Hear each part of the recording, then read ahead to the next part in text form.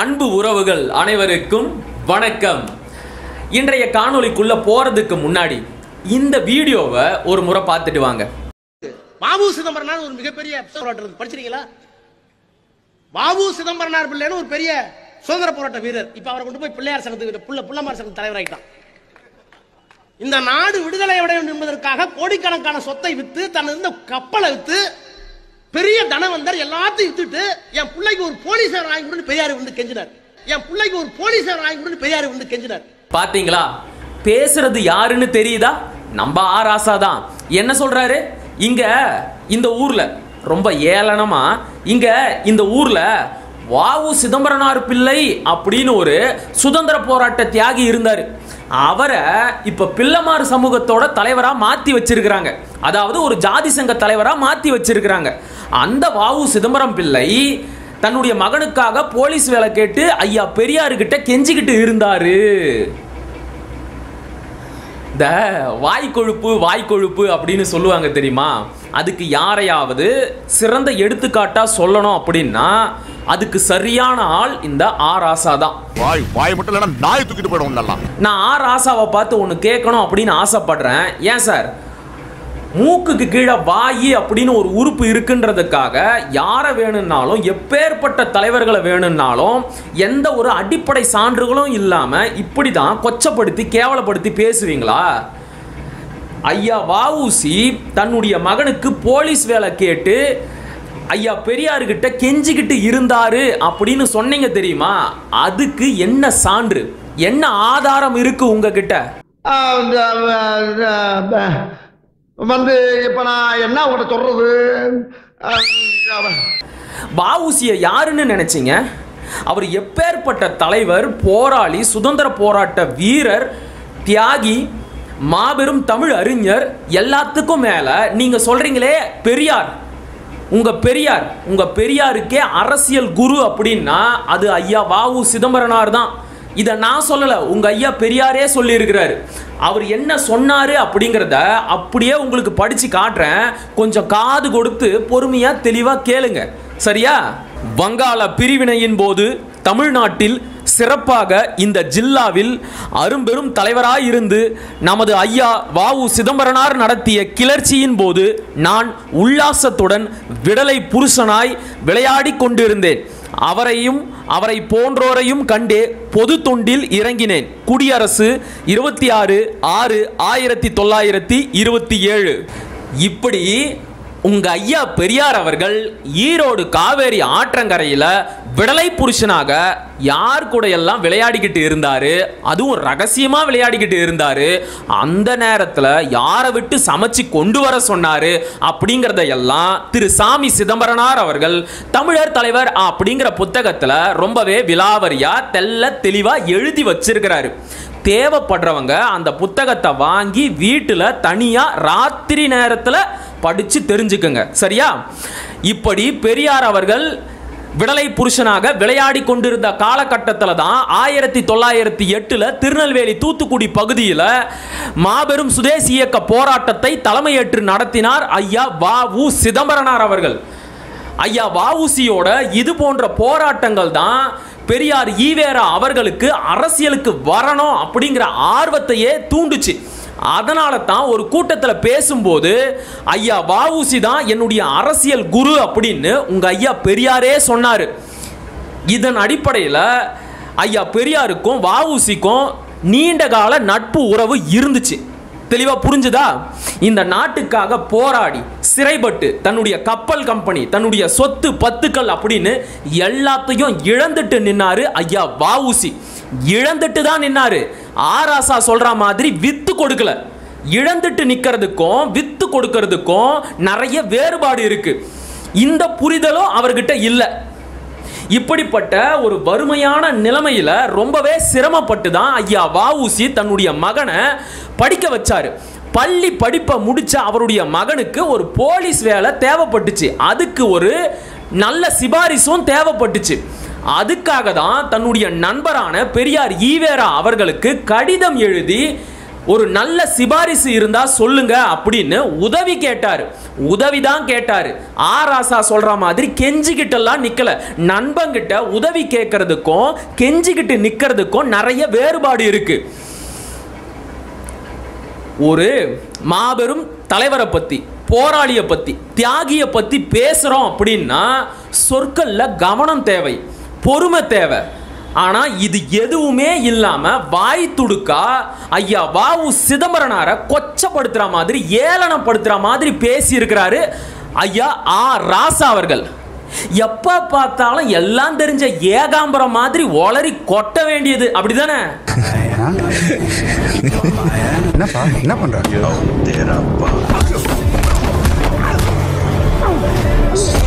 சரிப்பா, தன்னுடைய அரசியல் குரு, தன்னுடைய நீண்டகால நண்பர், இந்த நாட்டின் விடுதலைக்காக போராடிய மாபெரும் சுதந்திர போராட்ட தியாகி, அப்பேற்பட்ட மனுஷன் தாங்கிட்ட ஒரு உதவி அப்படின்னு வந்து நிக்கிறாரே, அவருக்கு ஏதாவது உதவியை செஞ்சு கொடுத்தாரா அப்படின்னு பார்த்தா இல்ல.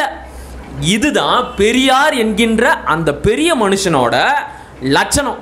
வ.உ.சிக்குன்னு இல்ல, தமிழர்கள் யாரு ஐயா பெரியார்கிட்ட உதவி அப்படின்னு போய் நின்னாலும் அவங்களுக்கு எந்த உதவியும் அவர் செஞ்சதே கிடையாது.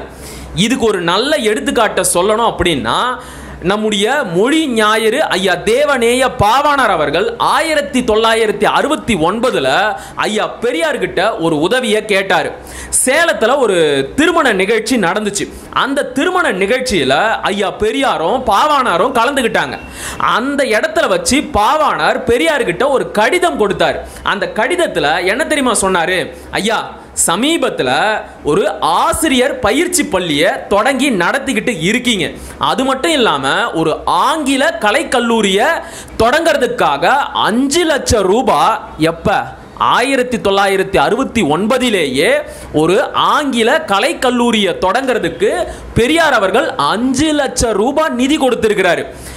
இது மாதிரி உங்க பேர்லயே தமிழுக்காக ஒரு கல்லூரி தொடங்கலாம், ஆராய்ச்சி கல்லூரி தொடங்கலாம், நீங்க அதுக்காக நிதி கொடுத்து உதவுங்க அப்படின்னு கேட்டுக்கிட்டாரு ஐயா பாவாணர் அவர்கள்.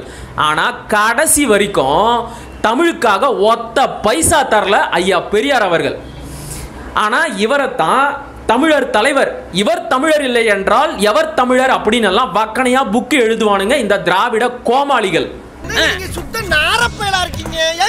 பாவாணர் கேட்ட தமிழ் கல்லூரிக்குத்தான் எந்த உதவியும் செய்யல. பாவாணருக்காவது ஏதாவது உதவி செஞ்சாரா அப்படின்னு பார்த்தா அதுவும் கிடையாது. ஒரு முறை ஐயா பாவாணர் அவர்கள் தான் எழுதிய ஒரு புத்தகத்தை வித்து கொடுங்க அப்படின்னு பெரியார்கிட்ட உதவி கேட்டாரு. அந்த உதவியை ஐயா பெரியார் அவர்கள் செய்யல அப்படின்னா கூட பரவாயில்ல, பெரிய உபத்திரம் ஒன்ன செஞ்சு வச்சாரு. அதை பத்தி பாவலரேறு பெருஞ்சித்திரனார் அவர்கள் இந்த புத்தகத்துல தெளிவா எழுதி வச்சிருக்கிறாரு. அதை படிக்கிறேன், நீங்களே கேளுங்க. பாவாணர் ஒரு கால் தாம் எழுதிய ஓர் அரிய ஆராய்ச்சி நூலை அச்சிட பெரியார் அவர்களிடம் உதவி கேட்டார். இவரோ பண உதவி ஏதும் செய்ய முடியாது, வேண்டுமானால் அதை எப்படியாகிலும் அச்சிட்டு கொண்டு வாருங்கள், நான் விற்று தருகிறேன் என்று கூறினாராம். பாவாணர் அவர்களும் அதை மெய்யென்று நம்பி தம் துணைவியார் கழுத்தில் கிடந்த பொன் தொடரியை விற்று அதை அச்சிட்டு கொண்டு போய் விற்று கொடுக்க கேட்டாராம். பெரியார் 2-3 ரூபாய் மதிப்பு பெறும் அந்த நூலை 4 மேனிக்கு விலைக்கு கேட்டாராம். இது போன்ற நிகழ்ச்சிகள் நிறைய உள்ளன. தன்னுடைய மனைவி கழுத்துல இருந்த தங்க சரட அடமானம் வச்சு தமிழுக்காக ஒரு அரிய ஆய்வு நூலை எழுதி வெளியிட்டாரு ஐயா பாவாணர் அவர்கள். நல்ல புத்தகத்தை தான் இந்த தமிழர்கள் என்னைக்குமே வாங்கி படிச்சதே கிடையாது. அதனால தான் பெரியார்கிட்ட இதை எப்படியாவது வித்து கொடுங்க, உங்க தொண்டர்கள் கிட்ட வித்து கொடுத்தாவது இந்த அரிய ஆய்வு நூலை தமிழ் சமூகத்தின் மத்தியில பரப்புங்க அப்படின்னு உதவி கேட்டார். அன்றைய காலகட்டத்தில் 2 ரூபாய் 3 ரூபாய் மதிப்பு இருக்கிற அந்த புத்தகத்தை வெறும் 4 அணாவுக்கு கேட்டாரு ஐயா பெரியார் அவர்கள். இதுதான் பெரியாரோட சில்ற புத்தி அப்படிங்கிறது. மானங்கட்ட மடப்பயல, ஈனங்கட்ட பயல, சத்தியம் பண்ற நீலா பெரிய மனுஷனு. இதுதான், இவ்வளவுதான் பெரியார் அவர்கள் தமிழர்களுக்கும் தமிழுக்கும் செஞ்ச மிகப்பெரிய உதவிகளுக்கான சிறந்த எடுத்துக்காட்டுகள். இவர்கிட்ட தான் ஐயா வஉசி வந்து உதவி கேட்டு கெஞ்சிக்கிட்டு நின்னாரா? ஐயா வஉசி உதவி கேட்டதெல்லாம் ஒரு பக்கம் இருக்கட்டும், பெரியாரு வெள்ளக்காரங்கிட்ட மன்னிப்பு கேட்டு கெஞ்சிக்கிட்டு நின்ன கதை தெரியுமா? வெள்ளக்காரன் காலை நக்கி பொழைச்ச கதை தெரியுமா? நான் சொல்றேன். எங்க வீட்டுக்குள்ள இருக்கிற அக்கா மாமா நாய் நரி நண்டு தூசு தும்பட்டை எல்லாரும் வாங்க வாங்க வாங்க வாங்க வந்து இந்த கதையை கேளுங்க வாங்க. என்ன நடந்தது அப்படின்னா, பகத்சிங் எழுதிய why I am a atheist அப்படிங்கிற புத்தகத்தை தமிழ்ல நான் ஏன் நாத்திகன் ஆனேன் அப்படின்னு மொழிபெயர்த்து வெளியிட்ட குற்றத்திற்காக, அது ஒரு குத்தமா, அதுக்காக பெரியார் ஆதரித்த நீதி கட்சியே ஜீவானந்தத்தையும் பெரியாருடைய அண்ணனான ஈவே கிருஷ்ணசாமியையும் கைது செஞ்சு சிறையில் அடைச்சது. அது மட்டும் இல்லாமல் பெரியாரோட இயக்கத்தை தடை செய்ய போறாங்க அப்படின்னு தெரிய வந்த உடனே இயக்கத்தை காப்பாற்றணுங்கிறதுக்காக மன்னிப்பு கேட்க சொல்லி சிறையில் இருந்த ஜீவானந்தத்துக்கிட்ட தூது அனுப்பினாரு ஐயா பெரியார் அவர்கள். அதை பற்றி ஜீவா என்ன சொல்றாரு அப்படின்னு நீங்களே கேளுங்க. தோழர் ஜீவாவின் ஈரோட்டு பாதை சரியா என்ற புத்தகத்தில் இருந்து. மன்னிப்பு. சர்க்காரின் அழிவு நடவடிக்கையை கண்டு ஈவேரா மிரண்டார். சமதர்மத்திற்கு விரோதிகளான ஆர்.கே. சண்முகம் போன்றவர்கள் தருணத்தை தவறவிடாமல் செயல்பட்டனர். ஏற்கனவே உள்நாட்டு மந்திரியாய் இருந்த பன்னீர்செல்வம் சி.வி. நாயுடு மூலம் நாத்திக பொது உடைமை பிரச்சாரத்தை நிறுத்திவிட வேண்டும் என்றும், இல்லாவிட்டால் கட்சியை சர்க்கார் அழித்துவிட முடிவு கட்டிவிட்டது என்றும் ஈவேராவை மிரட்டிய கதையும் நமக்கு தெரியும். என்னை மானங்கெட்டத்தனமாக மன்னிப்பு கொடுத்துவிட்டு வெளிவரும்படி ஈவேரா கே.எம். பாலசுப்ரமணியம் மூலம் ஒரு கடிதத்தை சிறைச்சாலைக்கு அனுப்பி கட்டாயப்படுத்தினார். பெரிய நாயக்கர், அதாவது பெரியாரின் அண்ணன் ஈவே கிருஷ்ணசாமி வேண்டுமானால் மன்னிப்பு கொடுத்துவிட்டு போகட்டும் என்றும் நான் முடியாது என்றும் ஒரே பிடிவாதமாக கூறினேன்.